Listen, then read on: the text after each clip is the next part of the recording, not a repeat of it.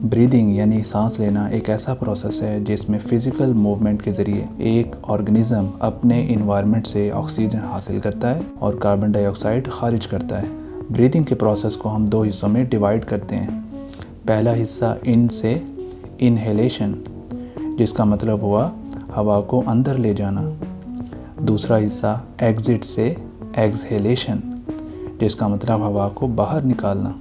ये दोनों प्रोसेस एक दूसरे के उलट काम करते हैं। अगर हम इनहेलेशन को समझ लें तो हम एक्सहेलेशन को भी आसानी से समझ सकते हैं। पहले हम इनहेलेशन के बारे में पढ़ते हैं। इस प्रोसेस को हम 5 हिस्सों में तकसीम करते हैं। Number 1, rib muscles contract and ribs are raised. जब हम सांस अंदर लेते हैं तो रिब्स के मसल कॉन्ट्रैक्ट होकर चेस्ट को ऊपर की तरफ हरकत देते हैं। इस तरह चेस्ट फूल जाती है। Number 2, diaphragm contract and moves downward. Diaphragm contract होता है और नीचे की तरफ हरकत करता है। Number 3, area of chest is increased. Chest के फैलने और डायाफ्राम के नीचे जाने की वजह से चेस्ट का एरिया बढ़ जाता है। Number 4, pressure on lungs decreased. Chest का एरिया बढ़ने की वजह से लंग्स पर प्रेशर कम हो जाता है, जिसकी वजह से लंग्स भी फैल जाते हैं।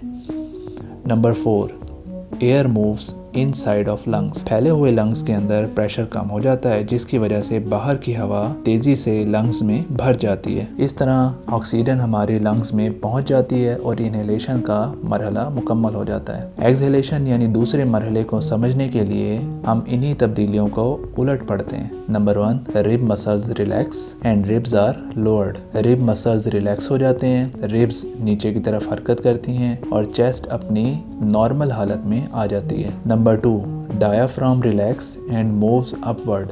डायाफ्राम भी रिलैक्स हो जाता है और वापस ऊपर की तरफ हरकत करता है। Number 3, area of chest is decreased. Ribs के रिलैक्स होने और डायाफ्राम के ऊपर आने की वजह से चेस्ट का एरिया दोबारा कम हो जाता है। Number 4, pressure on lungs increased. Chest का एरिया कम होने की वजह से लंग्स पर प्रेशर बढ़ जाता है, जिसकी वजह से लंग्स कॉन्ट्रैक्ट हो जाते हैं। Number 5, air moves outside of lungs. Contract हुए लंग्स में से हवा तेजी से बाहर निकल जाती है। इस तरह सांस लेने का दूसरा मरहला भी मुकम्मल हो जाता है।